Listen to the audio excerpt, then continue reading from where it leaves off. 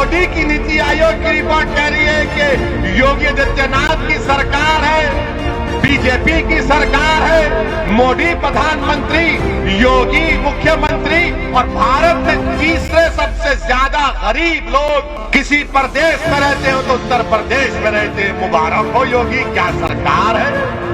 Double engine की सरकार है। इतना डबल इंजन है कि गरीबी बढ़ती गई। पेट्रोल की कीमत, डीजल की कीमत आसमानों को छू रही है। गन्ने की बात नहीं करेंगे, जिन्ना की बात करेंगे। गन्ने की कीमत की बात नहीं करेंगे, जिन्ना की बात करेंगे। अरे जिन्ना से हमको कोई वास्ता ही नहीं है। उस जिन को तो हमने बंद करके 75 साल पहले फेंक दिया कि जा पाकिस्तान, ये भारत मेरा है। मगर योगी और बीजेपी आरएसएस को जिन्ना जिन्ना की फिक्र, हमको गन्ने की कीमत की फिक्र।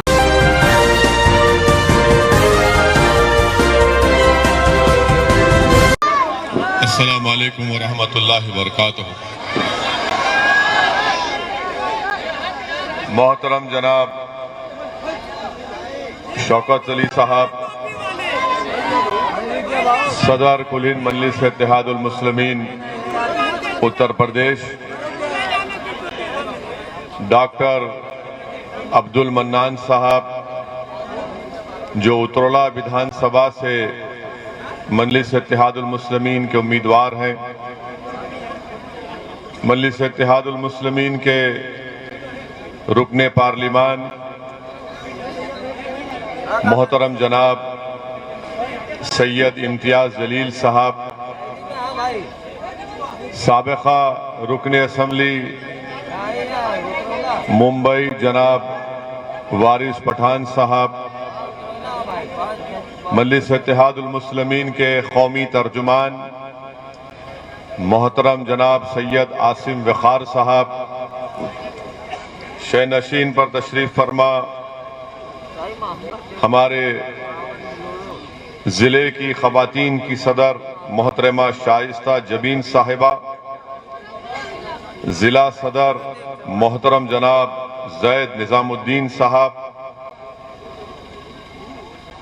डाइस पर मंच पर बैठे हुए मोहतरम जनाब पंडित राम निवास शुक्ला साहब, हरिराम तिवारी साहब, हरिओम वर्मा साहब, विजय कुमार पांडे साहब, सुरेश वर्मा साहब, उतरौला विधानसभा के मेरे तमाम मजलिस की रुफ़ा गयूर नौजवानों, बुजुर्गान कौम और मिल्लत, पसे पर्दा बैठकर सुनने वाली मेरी इज़्ज़तदार माँ और बहनों, मैं आप तमाम का दिल की गहराइयों से आपका शुक्रिया अदा करता हूँ कि आपने आज के इस जलसे में अपना कीमती वक्त निकालकर आपने इस जलसे में शिरकत की। आपका बेहद शुक्रिया। और इतनी बड़ी तादाद में आप तमाम का यहाँ पर जमा होना इस बात का पैगाम देता है कि इंशाअल्लाह ताला जब 3 महीने के अंदर उत्तर प्रदेश में विधानसभा के चुनाव होंगे, इंतखाबात होंगे, तो यकीनन आप तमाम अपनी दुआओं से, अपने वोट से, अपनी वाबस्तगी से, अपने मशवरों से यहाँ से अब की बार इंशाअल्लाह ताला आप एक नया विधायक जिसका नाम डॉक्टर अब्दुल मन्नान होगा, आप उनको कामयाब करेंगे। मेरे अजीज दोस्तों और बुजुर्गों, चौथी बात यह है कि आपको एक अच्छे और मुखलिस शख्स को यहां से, इस असेंबली के हलके से, इस विधानसभा से बहैसियते अपना विधायक बनाकर उत्तर प्रदेश की विधानसभा में भिजाना बहुत जरूरी है, क्योंकि ना सिर्फ ये उतरौला बल्कि पूरे बलरामपुर जिले के लिए आपको एक काबिल, बेबाक और निडर विधायक की जरूरत है जो उत्तर प्रदेश की विधानसभा को सिर्फ कामयाब होकर जाकर ना बैठे बल्कि वो कामयाब होकर उत्तर प्रदेश की विधानसभा में जब उत्तरोला की जनता उसको भिजाएगी तो वो उत्तरोला विधानसभा के जो तकालीफ हैं, जो मसाइल हैं, उसका हल तलाश करे। आपकी तकालीफ को वो अपनी जबान से उत्तर प्रदेश की विधानसभा में उठाए, चाहे मुख्यमंत्री किसी का भी हो। उत्तरोला की जनता को ऐसे एमएलए और विधायक की रुकने असेंबली की जरूरत है जो इस विधानसभा को, जो यहां पर तरक्याती काम ठप होकर रह गए, उन काम को हल करवा सके। और मुझे ये कहने में कोई शर्मिंदगी नहीं है कि इस विधानसभा में उत्तरोला के असेंबली हलके में सबसे बड़ा मसला रोड का मसला है। यहां पर रोड है ही नहीं, और मैं तो चाहूंगा कि नरेंद्र मोदी और उत्तर प्रदेश के मुख्यमंत्री गाड़ी में सफर करें, लखनऊ से यहां तक आए, और अगर उनकी कमर में और सर में दर्द ना हो तो हम भी कहेंगे कि रोड है यहां पर। उत्तरोला में, बलरामपुर में कहीं पर भी रोड नाम की चीज नहीं है। रोड की सख्त जरूरत है। मैं आपसे वादा कर रहा हूं कि आप डॉक्टर अब्दुल मन्नान को कामयाब करिए, इंशाअल्लाह ताला हम इस अहम मसले को हल करेंगे। दूसरा, मैं उत्तरोला विधानसभा के उन किसानों से वादा कर रहा हूं जो गन्ने को उगाते हैं और बजाज चीनी मिल से उनको उनकी कीमत नहीं मिलती। आप डॉक्टर अब्दुल मन्नान को कामयाब करिए। 48 घंटे के अंदर ये विधायक उस चीनी मिल के सामने बैठकर उनका इलाज करवा के आपको अपनी कीमत दिलवाएगा। आप डॉक्टर अब्दुल मन्नान को यहां से अपना एमएलए विधायक बनाइए तो जो पॉलिटेक्निक और आईटीआई कॉलेज की बिल्डिंग का काम बरसों से चल रहा है, और अगर यहां से आप डॉक्टर अब्दुल मन्नान को कामयाब नहीं करेंगे तो वो बिल्डिंग का काम सुबह क़यामत तक चलता रहेगा और मुकम्मल नहीं होगा। आप मंदलिस को कामयाब करिए, वो पॉलिटेक्निक और आईटीआई की बिल्डिंग का काम इंशाअल्लाह ताला डॉक्टर अब्दुल मन्नान आपके दुआओं से और आपकी ताईद और ताकत की बिना पर उसको मुकम्मल करवाएंगे। मैं आपसे इस बात का भी वादा कर रहा हूं कि बलरामपुर बल्कि उत्तरोला से यहां पर ट्रेन अज़ां हो रही है, 1-2 मिनट रुक के अज़ां हो रही है।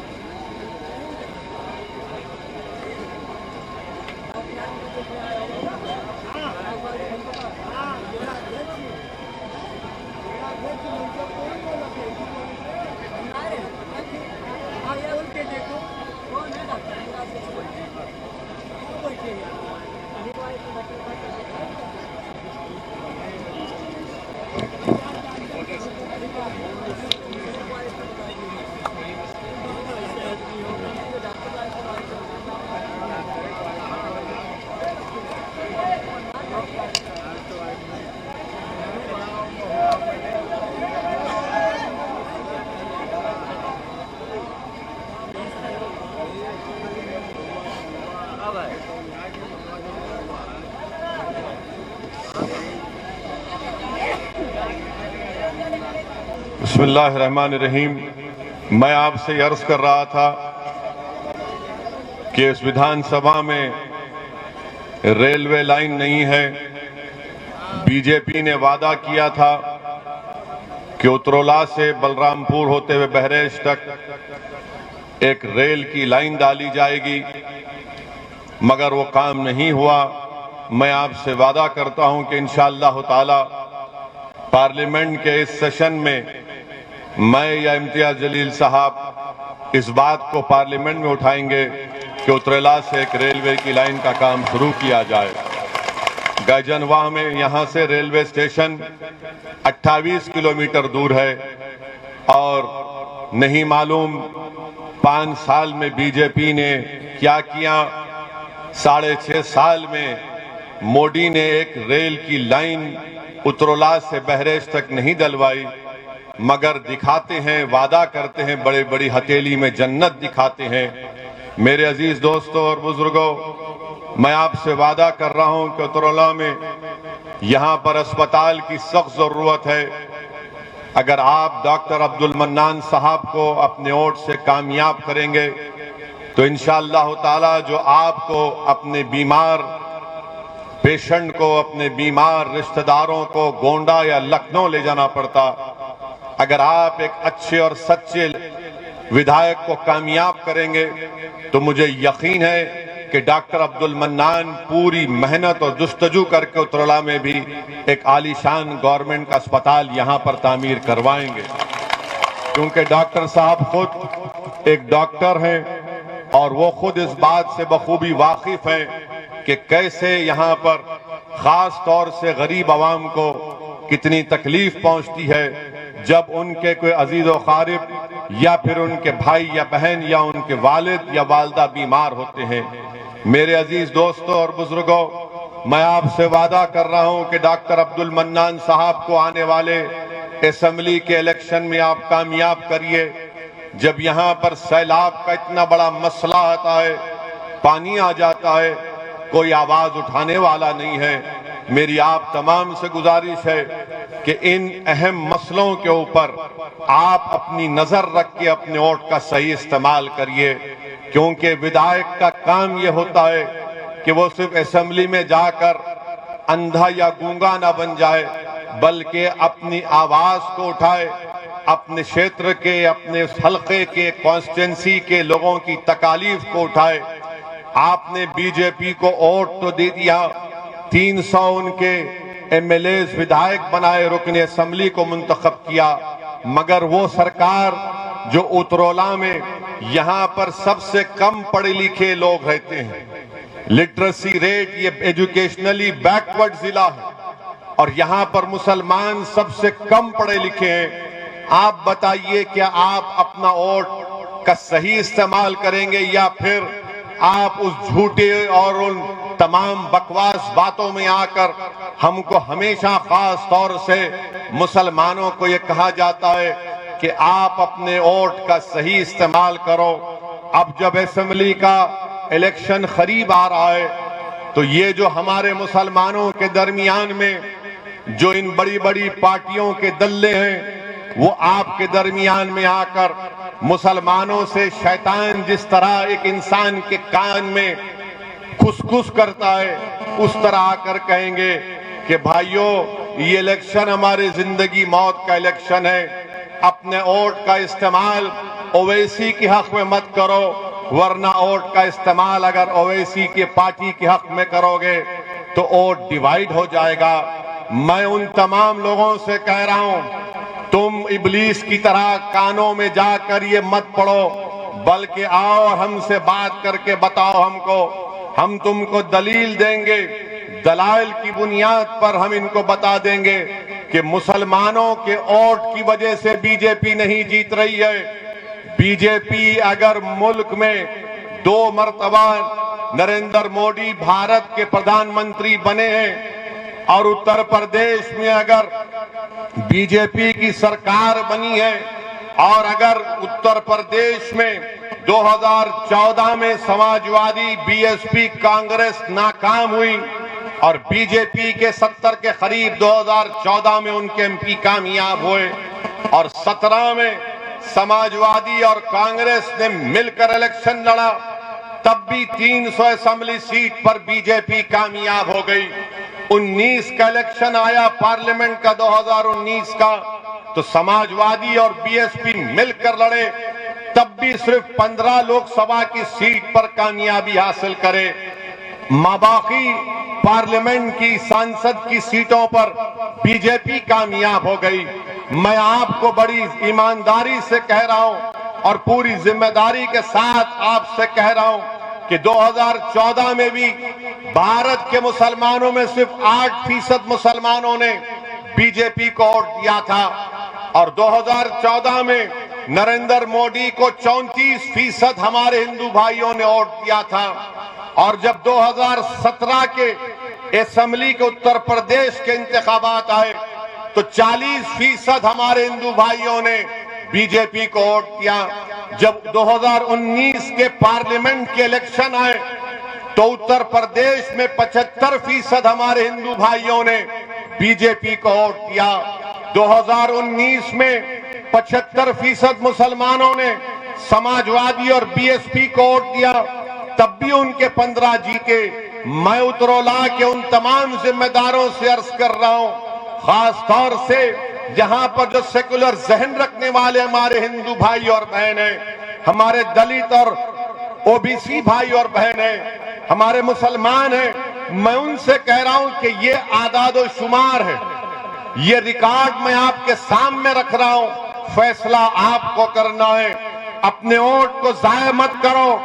याद रखो, अगर आप उत्तरोला से डॉक्टर अब्दुल मन्नान को कामयाब करेंगे तो यकीनन बातिल तूफानों में आप एक चिराग को रोशन करने के बराबर होगा। ये फिरका परस्ती के सैलाब में डॉक्टर अब्दुल मन्नान की कामयाबी एक उम्मीद की किरण नजर आएगी, न सिर्फ उत्तरोला की आवाम और जनता के लिए बल्कि वो सेकुलर जहन रखने वाले उन तमाम भारत के लोगों को जिनके दिलों में आज भी गांधी अंबेडकर की मोहब्बत बरकरार है। हाँ, अगर वो लोग कामयाब होंगे तो याद रखो ये कामयाबी सेकुलरिज्म की नहीं होगी।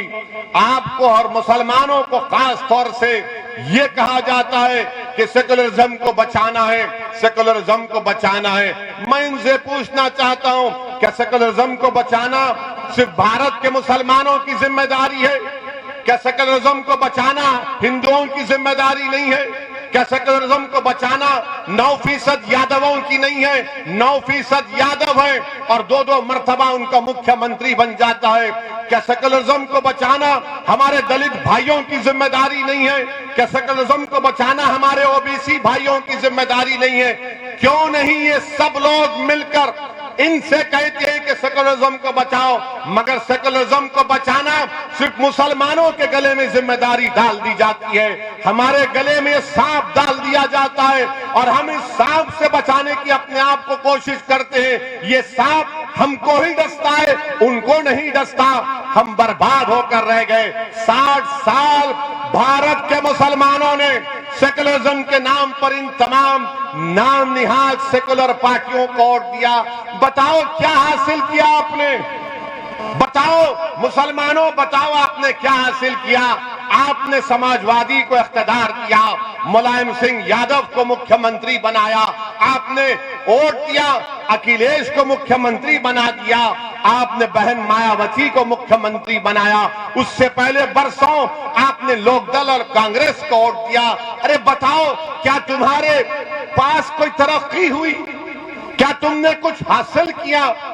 ये भी आपको बता रहा हूं कि हुकूमत की तरफ से ये बात नहीं बताई जाती, बल्कि माहिरीन ये कहते हैं कि भारत में अगर कोई बेटा अपने बाप से कम कमाता है, अगर कोई बेटा अपने बाप से कम पढ़ा लिखा है, अगर कोई बेटा अपने बाप से गरीब है, वो कौन है? वो मुसलमान है, वो मुसलमान है।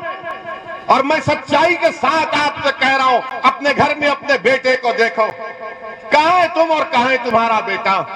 तुम अपनी जवानी में अगर आज कोई 60 साल का है तो अपने दिल पर हाथ रखकर पूछो कि अगर तुम्हारा बेटा 25 साल का है तो तुम 25 साल में क्या कमाते थे? उससे कम तुम्हारा बेटा आज कमा रहा है। इसको इंटरजेनरेशन मोबिलिटी कहते हैं। ये मुसलमानों में सबसे कम है।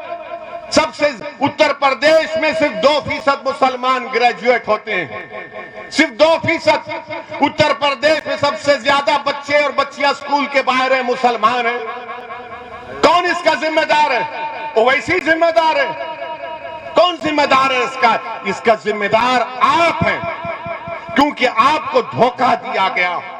आपको हर चुनाव में आकर कहा गया कि जिंदगी और मौत की बात है, सेकुलरिज्म का मामला है, मुसलमानों एक होकर कभी समाजवादी को दे दो, कभी बीएसपी को दे दो। मुसलमानों, इस चुनाव में तुमको एक होना है अपने लिए, अपने मुस्तकबिल के लिए, अपने नौजवानों के मुस्तकबिल के लिए।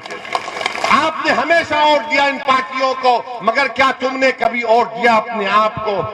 क्या तुमने काम वोट दिया अपनी तरक्की के लिए, अपने बच्चों के स्कूल के लिए, उतरौला में एक रेलवे की लाइन के लिए, उतरौला में स्कूल और पॉलिटेक्निक के लिए, उतरौला में चीनी के मिल में कीमतों को दिलाने के लिए? यही बात मैं आपसे अर्ज करने आया हूं कि आपको अपने वोट का सही इस्तेमाल करना है। डरने और घबराने की जरूरत नहीं है। अपने वोट से अपनी पार्टी के उम्मीदवार को कामयाब करिए। कोई समाजवादी का, बीएसपी का, कांग्रेस का कोई आकर कहेगा कि अगर डॉक्टर मन्नान कामयाब होगा तो क्या कर लेगा वो? कोई पूछेगा आपसे कि अगर मंजलिस के 10-15 एमएलए इंशाअल्लाह उत्तर प्रदेश में कामयाब हो गए तो क्या करेंगे? मैं उनको कह रहा हूं, आपसे मुखातिब हूं, अगर आपके दिल में ये वसवसा है, अगर आपके दिल में सवाल है, तो इसका जवाब यही है कि पूरे भारत की पार्लियामेंट में 540 के करीब पार्लियामेंट के सांसद के मेंबर हैं। उन 540 में मंजलिस के सिर्फ 2 हैं, और अल्लाह का इतना बड़ा करम है, सदका नबी करीम सल्लल्लाहु अलैहि वसल्लम का, कि जब ये 2 दीवाने खड़े हो जाते पार्लियामेंट को हिला के रख देते हैं। आपको इस तरह की जरूरत है, आपको इस तरह के विधायक और एमपी की जरूरत है। आपको कोई कव्वाली पार्टी में कोई हारमोनियम बजाने वाले की जरूरत नहीं है आपको। अगर ये पार्टी के जीत भी जाते तो क्या करते? आपने देखा कभी कव्वाली को? एक थाली मारने वाला होता है, एक तबलची होता है, एक हारमोनियम बजाता है, एक राग खींचता है। एक रब अब आगे इलेक्शन आ गया तो पूरी कव्वाली पार्टी आ गई मंजलिस के खिलाफ। एक हारमोनियम बजा रहा है, एक राग बजा रहा है, एक तबलची है। अरे तुम जो काम कर रहे हो, मैं मंजलिस के मुखालिफिन से कह रहा हूं, अरे तुम तो उस तवाइफ से भी बदतर हो। कम से कम वो अपना पेट काटने के लिए करती है, तुम तो कौम का मुस्तकबिल बर्बाद कर रहे हो। तुम तो कौम का मुस्तकबिल बर्बाद कर रहे हो। बताओ आपने क्या हासिल किया? आपके पास मैं ये आदादो शुमार, ये फैक्ट्स एंड फिगर्स दे रहा हूं, कुछ जवाब नहीं दे सकते हमारे दलाइल का। सिर्फ यही कहते हैं कि ओवैसी जज्बाती तकरीर करता है। हां, जिंदा हूं तो जिंदगी का सबूत देना पड़ेगा। जो मुर्दा है उसमें जज्बात नहीं होते। अल्लाह ने दिमाग दिया, सोचने और समझने का सलीका दिया। अल्लाह ने दिमाग दिया कि उठाओ ना इंसाफी के खिलाफ आवाज उठाओ तो उठाता हूं। अल्लाह ने दिमाग दिया, अल्लाह ने एहसास दिया इंसान को कि जालिम का साथ मत दो, मजलूम का साथ दो, तो बोलते रहते हैं। अब जो मुर्दा हो चुके हैं, जिनका जमीर मर चुका, जिनकी आंखों पर पर्दा पड़ चुका, जिनके पास सोचने और समझने का सलीका छीन लिया गया, वो क्या महसूस करेंगे किसी मजलूम की तकलीफ को?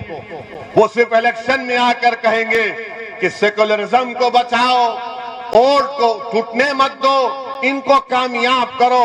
अरे जब 9% यादव 2-2 बार अपना मुख्यमंत्री बना लेते हैं, तो क्या उत्तर प्रदेश की विधानसभा में आप मंजलिस के 15-20 अरकान असेंबली को कामयाब नहीं कर सकते? क्या बुतुल्लाह से डॉक्टर मन्नान को कामयाब नहीं कर सकते? कर सकते हैं इंशाअल्लाह ताला। और आपको करना है, बताना है। लोग यहां पर बैठकर, याद रखो मेरी एक बात को, मैं अपनी जिंदगी का तजुर्बा आपसे कह रहा हूं। मुझे ज्यादा तजुर्बा नहीं है, मगर थोड़ा तजुर्बा है। इंसान जब एक मरहले पर पहुंच जाता है ना, जहां पर उसको फैसला लेना है, तो हमेशा याद रखो, दिमाग आपसे कहेगा खतरा मत मोल ले, दिमाग कहेगा कि खतरा मत मोल ले, दिल बोलेगा प्यारे जब प्यार किया तो डरना क्या, दिल का साथ दो। दिल का साथ दो, दिमाग तुमको डरा देगा। तुम दिमाग से पूछोगे अल्लाह कहाँ है, तो दिमाग से सवाल, दिमाग बोले कहाँ है अल्लाह, दिल बोलेगा अरे प्यारे जमीन और आसमान का खालिक तो वही है। जो बगैर देखे जिस पर ईमान लाना वो दिमाग का काम नहीं, वो दिल और दिमाग का काम है। तो सिर्फ दिमाग के गुलाम मत बन जाओ, दोनों को इस्तेमाल करो और अपने आप से सवाल करो कि अगर मैं डॉक्टर मन्नान को वोट दूंगा तो उत्तरोला का क्या फायदा होगा। मैं डॉक्टर मन्नान को वोट दूंगा तो उत्तरोला के भाईचारगी का मजबूत होगी। अगर मैं डॉक्टर मन्नान को वोट दूंगा तो यहाँ पर रोडें बनेंगी। अगर मैं डॉक्टर मन्नान को वोट दूंगा यहाँ पर अस्पताल बनेगा। अगर डॉक्टर मन्नान को वोट दूंगा तो पीने के पानी का मसला हल होगा। अगर मैं डॉक्टर मन्नान को वोट दूंगा तो क्या मेरा विधायक लखनऊ जब जाएगा तो क्या खाली अपनी गाड़ी में टाई टाई लगाकर खामोश हो जाएगा, या फिर असेंबली में जाकर लखनऊ की विधानसभा में आपकी आवाज बनेगा, लखनऊ की हुकूमत के सामने आपके मसाइल को बयान करेगा। ये फैसला आपसे लेने की मैं गुजारिश कर रहा हूं। इन बात पर आप गौर करो, डरने और घबराने की कोई जरूरत नहीं है। याद रखो मेरे अजीज दोस्तों और बुजुर्गों, फिरौन को भी बड़ा गुरूर था, फिरौन को बड़ा गुरूर था कि मेरा इख्तिदार खत्म नहीं होगा। अब ये मुख्यमंत्री और नरेंद्र मोदी को भी बड़ा गुरूर है कि हम इख्तिदार पर रहेंगे आइंदा 20 साल। इंदिरा गांधी को भी यही ख्याल था कि मुझे कोई नहीं हरा सकता, मगर सियासी तारीख गवाह है कि जिस किसी ने यह समझ लिया कि इख्तिदार पर हमेशा रहेंगे, कुदरत ने उनको इख्तिदार से बेदखल किया। इंशाअल्लाह ताला वो दिन दूर नहीं है जब उत्तर प्रदेश में योगी और बीजेपी की सरकार नहीं बनेगी इंशाअल्लाह ताला। मगर मेरे अजीज दोस्तों और बुजुर्गों, मेरे गयूर नौजवानों, आपको अपने उत्तरोला से अपने एक बेहतरीन विधायक को कामयाब करके लखनऊ को भिजाना है। उत्तरोला की तरक्की के लिए आपको यहां पर उनको कामयाब और कामरान करना है। अब कोई ये हमारे मीडिया के लोग ये पूछेंगे कि ओवैसी साहब आपने बहुत बोल दिया, बीजेपी को ज्यादा नहीं बोलते आप। यानी हमारी तकरीर के अल्फाज और जुमलों को ये सेकुलर, कम्युनल, लिबरल ये लोग इसको तोलते हैं। कितना बोले, 40% बाबा को बोले तो क्या 50% अखिलेश को क्यों बोल दिए, ये तोलते हैं। और जब मोदी के सभा में जाते हैं तो ऐसा बैठते हैं, हाँ पप्पा जी बोल रहे हैं। समाजवादी के सभा में जाते हैं तो भाई नेता बोल रहा है, भैया जी बोल रहे हैं। और हम जब बोलते हैं तो कितना बोले तोलते हैं। हम क्या कोई टमाटर बेच रहे हैं यहां पर? हम आवाम के मसाइल को बयान कर रहे हैं, उत्तरोला के जनता की तकलीफ को बयान कर रहे हैं। हम तो मुस्तकबिल में आपके मसाइल का हल, उसका तरीका आपको बता रहे हैं। हम तो आपसे एक पैगाम दे रहे हैं कि कैसे आपको उत्तर प्रदेश में अपनी सियासी लीडरशिप को बनाना है। जब 9% यादव अपनी लीडरशिप को बना दिए, मुलायम सिंह यादव और उनके बेटे को अपना नेता बना दिया। दलित में हमारे जाटव भाई और बहनों ने बहन मायावती को अपना नेता बना दिया।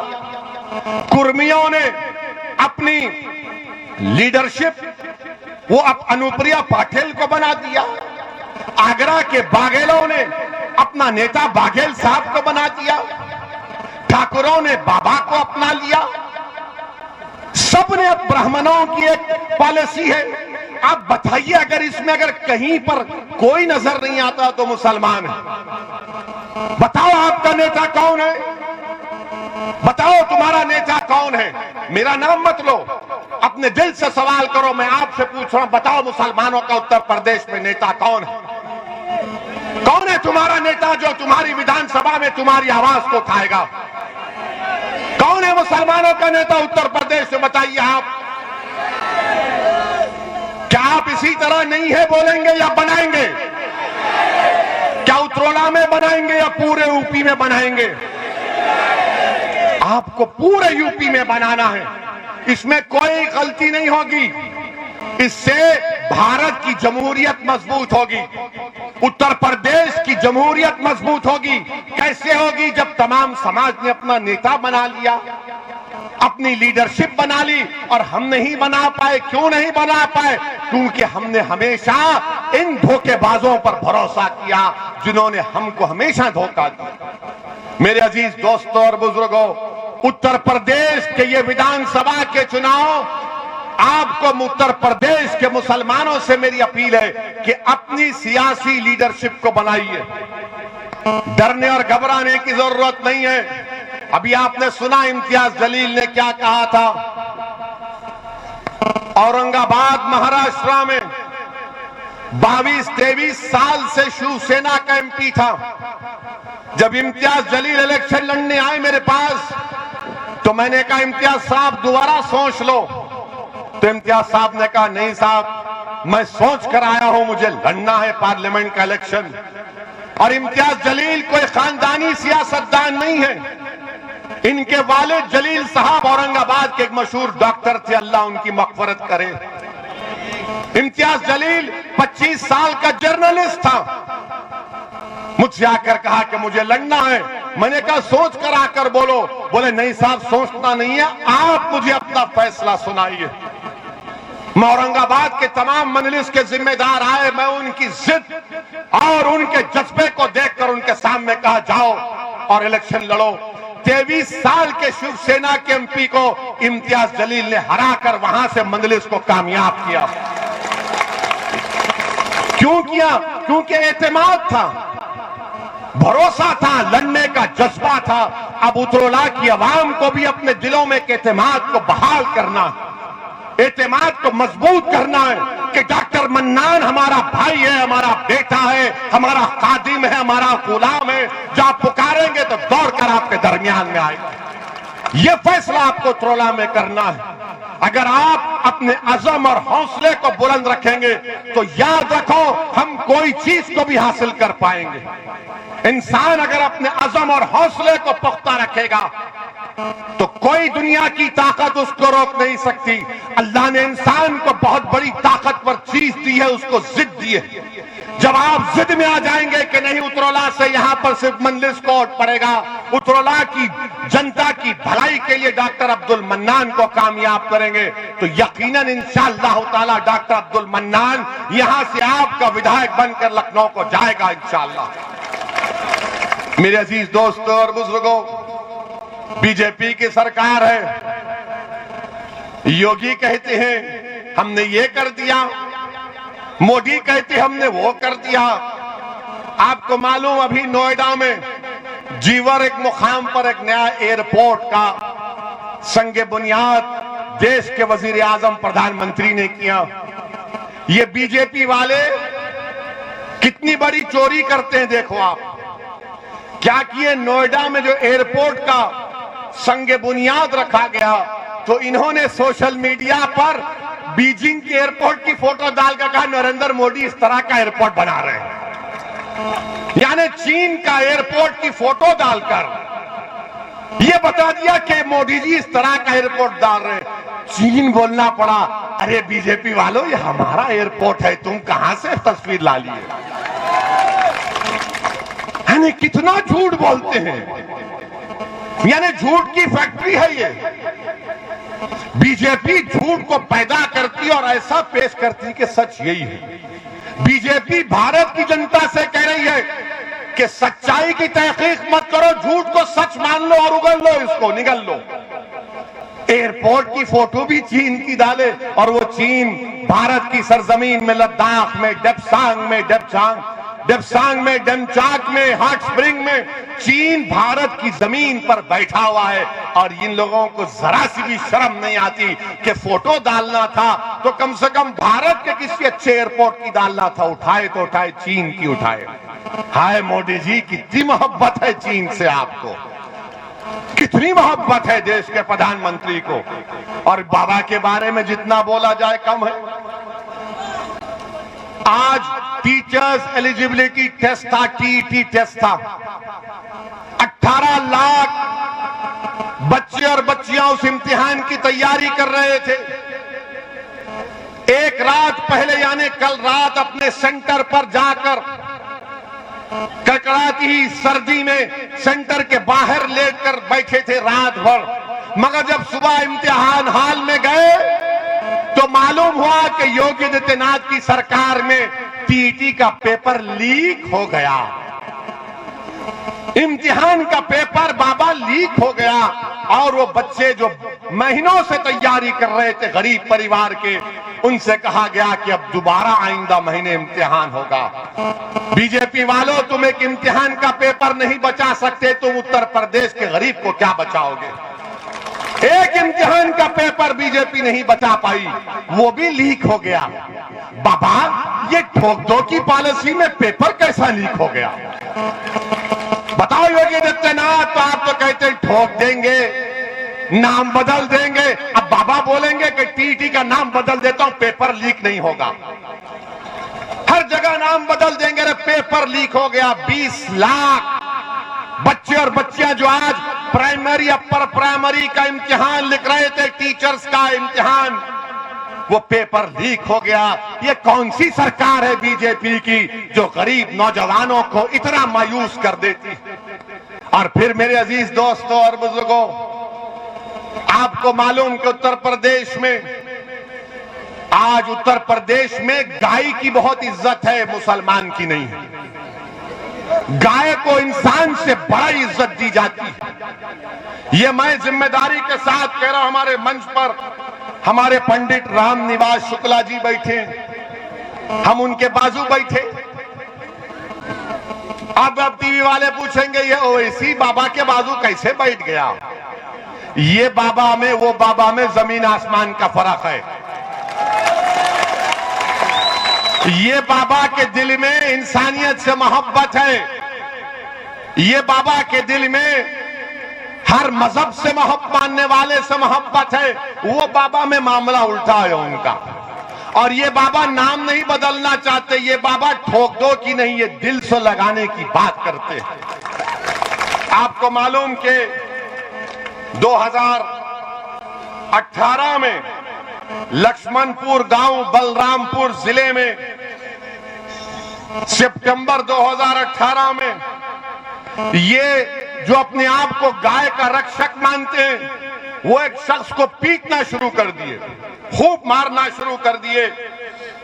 तो उस शख्स ने कहा, अरे मुझे क्यों मार रहे हो, मेरी गाय है। तो बोले नहीं, तू काटने लेकर जा रहा है। अरे वो बोला कि अरे मैं हिंदू हूं, मुसलमान नहीं। बोले नहीं, तू काट रहा है। उसने कहा कि मेरा नाम कैलाश नाथ शुक्ला है, लक्ष्मणपुर गांव बलरामपुर जिला, सितंबर 2018। अरे वो ब्राह्मण था, उन्होंने उसको भी पीट दिया। देखते ही नहीं है बुनकरों का मसला, अंसारी भाइयों का। बिजली की कीमत इतनी आसमान को छू रही है, कोई फिक्र नहीं है बाबा को। कुरैश बरादरी के लोग बरसों से कारोबार करते हैं, उनको बर्बाद कर दिया गया। समाजवादी की सरकार थी, 2017 तक कोई स्लॉटर हाउस का परमिशन रिन्यू नहीं किया, मगर अब चुनाव आ गए तो समाजवादी बोलेगी हम सेकुलर हैं, ओवैसी की बातों में मत जाओ। मेरे अजीज दोस्तों और बुजुर्गों, बीजेपी ने अब यहां पर इतनी बड़ी तादाद में, अच्छा बाबा की हुकूमत का एक और कारनामा सुन लो आप। नरेंद्र मोदी की सरकार में नीति आयोग है। नीति आयोग ने लिखा कि पूरे भारत में सबसे ज्यादा गरीब लोग बिहार में हैं, 52%, फिर झारखंड में शायद 45 या 47, और तीसरे कहां पर है सबसे ज्यादा गरीब? कहां है? जोर से बोलो, डरो मत। दिल्ली की मोदी की नीति आयोग की रिपोर्ट कह रही है कि योगी आदित्यनाथ की सरकार है, बीजेपी की सरकार है, मोदी प्रधानमंत्री, योगी मुख्यमंत्री, और भारत में तीसरे सबसे ज्यादा गरीब लोग किसी प्रदेश में रहते हो तो उत्तर प्रदेश में रहते हैं। मुबारक हो योगी, क्या सरकार है! डबल इंजन की सरकार है ये। इतना डबल इंजन है कि गरीबी बढ़ती गई, पेट्रोल की कीमत, डीजल की कीमत आसमानों को छू रही है, गन्ने की बात नहीं करेंगे, जिन्ना की बात करेंगे। गन्ने की कीमत की बात नहीं करेंगे, जिन्ना की बात करेंगे। अरे जिन्ना से हमको कोई वास्ता ही नहीं है। उस जिन को तो हमने बंद करके 75 साल पहले फेंक दिया कि जा पाकिस्तान, ये भारत मेरा है। मगर योगी और बीजेपी आरएसएस को जिन्ना जिन्ना की फिक्र, हमको गन्ने गन्ने की कीमत की फिक्र। मेरे अजीज दोस्तों और बुजुर्गों, और फिर उत्तर प्रदेश में ये आपको बड़ी तकलीफ होगी बीजेपी के लोगों को। यहां पर 25 और 29 साल के नौजवान कितने हैं? हाथ तो उठाओ, डरो मत। अच्छा, आप मेरी बात सुनो, हाथ नीचे रख लो। अटेंडेंस में आपका नाम लिखा गया। 25 और 29 साल के दरमियान में 2017 में 15% ऐसे बच्चों को नौकरी की जरूरत थी, 2017 में। अब 2021 में वो बढ़ते बढ़ते 23% हो चुके हैं। 25 और 29 साल के बच्चे, 23% को नौकरी की जरूरत है। तो योगी आदित्यनाथ और मोदी ने क्या किया? नौकरी मत कर, गाय रक्षक बन जाओ। नौकरी मत कर, मॉब लिंचिंग में लपेट जाओ। नौकरी मत कर, ये देख के कोई मजहब तो तब्दील नहीं कर रहा है। अरे नौजवानों, क्या तुमको नौकरी नहीं चाहिए? और फिर यहां पर आप ये भी बता दो कि यहां पर 20 और 24 साल के दरमियान में कितने नौजवान हैं?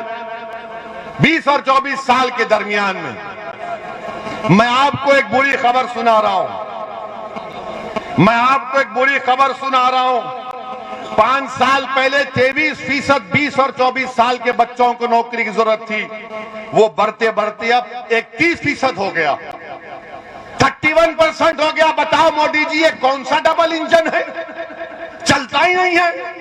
लखनऊ में ही रुक जाता, तुम दिल्ली से बाहर ही नहीं निकलते। मगर मोदी जी हर इतवार को आकर बोलते हैं, मन की बात सुन लो। मन की बात यह है कि भारत के नौजवान के पास नौकरी नहीं है। मन की बात यह है कि सरसों के तेल की कीमत आसमानों को छू रही है। मन की बात यह है मोदी जी कि कीमतों की वजह से भारत का गरीब, चाहे मुसलमान हो, दलित हो, ब्राह्मण हो, ओबीसी हो, सब परेशान है। इसका इलाज बताओ। तो मोदी जी कहेंगे, इसका इलाज मेरे पास नहीं है। इसका इलाज सिर्फ यही है कि मुझे तुम वोट डालते रहो, हम कीमतों में इजाफा करते रहेंगे। मेरे अजीज दोस्तों और बुजुर्गों, ये चुनाव बड़े ही अहम है। मेरी आपसे गुजारिश है कि अपनी सियासी लीडरशिप को बनाइए। डरने और घबराने की जरूरत नहीं है। मैं मजलिस के इत्तेहादुल मुस्लिमीन के जिम्मेदारान यहां पर आए हैं और इंशाअल्लाह ताला सुबह क़यामत तक आते रहेंगे। मैं सिर्फ एक इलेक्शन या 2 इलेक्शन लड़ने के लिए नहीं आया हूं। मैं आया हूं तो हर अल्लाह जब तक जिंदा रखेगा मैं आता रहूंगा। मेरी जमात को आप अपने दुआओं से मजबूत करते रहेंगे। मुझे आपके खून की जरूरत नहीं है, मुझे आपकी दुआओं की जरूरत है। मुझे तुम्हारे खून की जरूरत नहीं है, मुझे तुम्हारे दुआओं की जरूरत है। मुझे तुम्हारी दुआओं की जरूरत है। मैं यहां पर अपनी मकबूलियत, अपनी अना के लिए नहीं आया हूं, न कभी आऊंगा। मैं यहां पर मुसलमानों के लीडरशिप को बनाने आया हूं, जैसे दीगर समाज ने अपनी लीडरशिप बनाई। उत्तर प्रदेश में मुसलमानों को अपनी लीडरशिप बनाना पड़ेगा। मैं यहां पर इसलिए आया हूं कि भारत में मुसलमानों के लिए एक और अहम मसला है CAA का। CAA का कानून मुसलमानों के लिए जिंदगी और मौत का कानून है। ये याद रखो मेरी इस बात को। योगी आदित्यनाथ हमको धमकी दे रहे हैं कि एक शख्स आ रहा है और माहौल को बिगाड़ रहा है। योगी आदित्यनाथ, उत्तर प्रदेश में कितना अच्छा माहौल हमने देख लिया। आज टीटी का इम्तिहान में पेपर लीक हो गया, मगर मैं भारत के मुसलमानों से और उत्तर प्रदेश के मुसलमानों से, उत्तर प्रदेश के सेकुलर जहन रखने वाले हिंदू भाइयों से कह रहा हूं कि CAA कानून के खिलाफ हमको आवाज उठाना है। इस कानून को नरेंद्र मोदी की सरकार को वापस लेना है। जैसा किसानों के एहतजाज पर मोदी ने उन किसान कानून को वापस लिया। ये कानून भी भारत के संविधान के खिलाफ है, ये मजहब की बुनियाद पर बनाया गया। मगर जब मैं इस बात का मुतालबा करता हूं, पूरी पार्लियामेंट में एक तरफ असदुद्दीन ओवैसी भारत के मुसलमानों की आवाज बनकर उनका नुमाइंदा बनने की कोशिश करते हुए, मैं और इम्तियाज जलील ने इस कानून को बीजेपी के 300 एमपीओं के सामने कहा कि जिस तरह गांधी ने उस वक्त के अफ्रीका में सफेद फार्म हुकूमत के गलत कानून को फाड़ दिया था, ओवैसी भी इस कानून को फाड़ता है, इस कानून को रिजेक्ट करते हैं। कहां थी समाजवादी, कहां थी कांग्रेस? जब हमारा कानून हमारे खिलाफ बनता है तो खाली जुमले बोलकर बैठ जाते हैं। हम नरेंद्र मोदी सरकार से इस बात का मुतालबा करते हैं कि जिस तरह किसानों के कानून को वापस लिया गया, CAA, NRC, NPR को भी बंद होना चाहिए। अगर याद रखो मेरी इस बात को, अगर CAA, NPR, NRC होगा तो जिस तरह आसाम में 1.5 लाख मुसलमानों को अपनी शहरियत साबित करने के लिए कोर्ट को फॉरेनर्स ट्रिब्यूनल को जाना पड़ेगा, कहीं ऐसा ना हो जाए। इसलिए मैं आपसे अपील कर रहा हूं कि इस बात पर भी गौर करिए, मुत्तहिद रहिए, अपने वोट का इस्तेमाल करिए और उत्तरला के आने वाले इंतखाबात में मजलिस के उम्मीदवार करिए। अस्सलाम वालेकुम व रहमतुल्लाहि व बरकातहू।